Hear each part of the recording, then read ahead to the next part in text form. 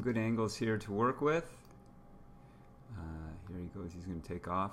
Now we're going to look at some acceleration stuff because we're going to work on this a little bit more. But from the side you'll see that he's got some give in his ankles. We want to make those stiffer, so we're going to have some exercises to work on tightening up the ankles and stiffening up the ankles so they're more springy and there's less give. Jumps too much.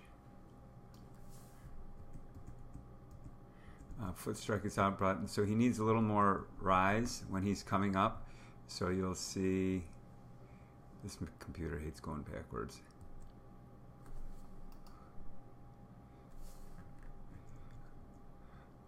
See how his hips are kind of behind?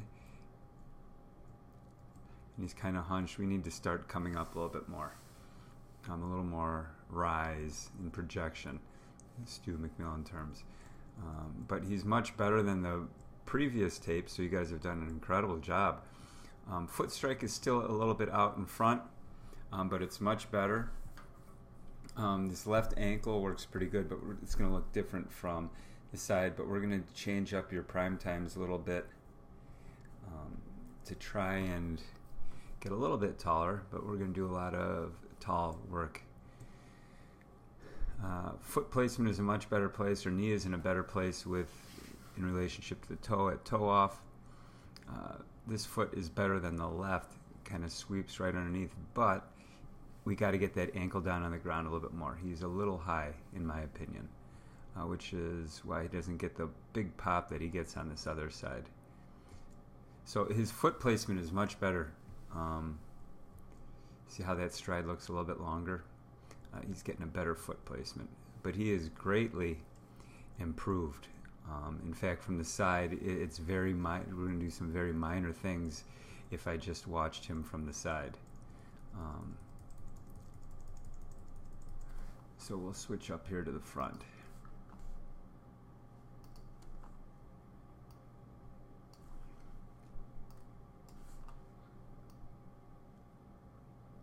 So he's got one side that's pretty good. This left side is greatly improved. You can see how straight up and down his foot's almost underneath, completely underneath his hip. And that's the foot that works well as well. He's got good toe off position, great. Left side is really good. Right side though, you can see he's got a hit and a spin to get to that point. And then that foot is going to be a little bit over on the other side. You can see how the heel is kind of underneath the inside of his opposite thigh. And you can see kind of a collapse off to his left, our right. It's much better, good drive to the toe, but we want to stiffen up this right side a little bit. And he's kind of running crooked down the line, so that kind of throws things off. But there's something going on with this right hip that we need to greatly improve on as he's coming down the track. And here, this is a really good one where you can see how much he rolls and collapses. Come on. And now as he gets up to speed, he's really on the wrong side of the body, whereas this left one is really good. So he's halfway there from the front.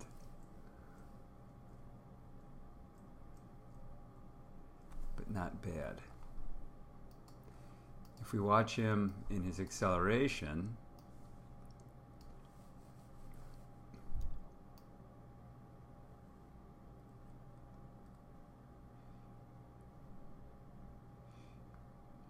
he's got a rise.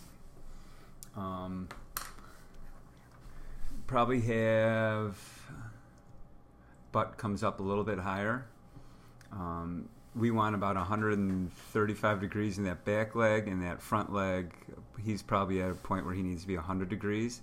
So butt needs to come back, or feet need to come back, butt needs to come back and up. So if he's raising up, not only does he raise up this way, but he raises up that way. We're looking for a parallel relationship between the shins when he pushes. So that way when he pushes, he doesn't get this turtle back. See how his back is all curved up here? This is where projection comes in. He pushes, and He starts in a not great position with a curved back. That's why that butt needs to come up. And instead of just going forward, this is why he doesn't get this nice curve. There's not enough rise. And with your chest on top of your knee like that, you can't get a really good push.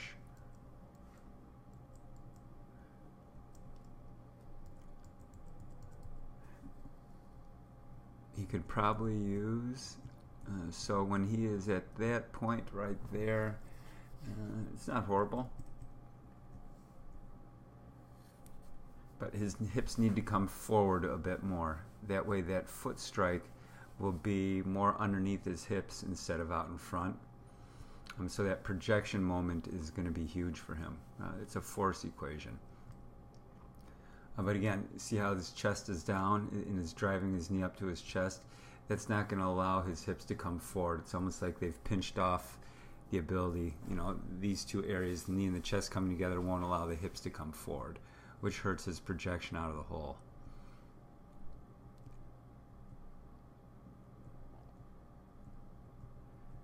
So we'll have a force day in this workout.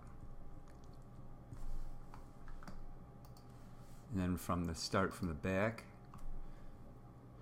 we'll see something. This is where part of his problem is.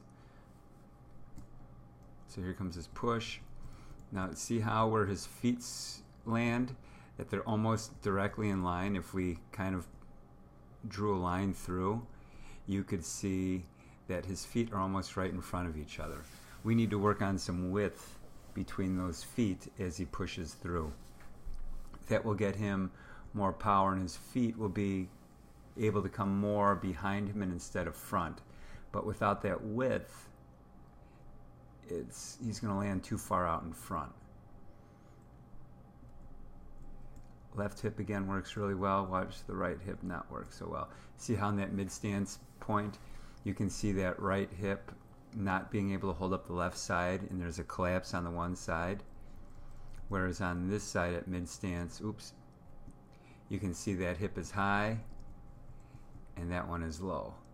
So again, that's the same thing that happens when he sprints. We're seeing that right hip kind of collapse. And again, he's way too narrow on his stance coming out. So I will forward you the appropriate workout.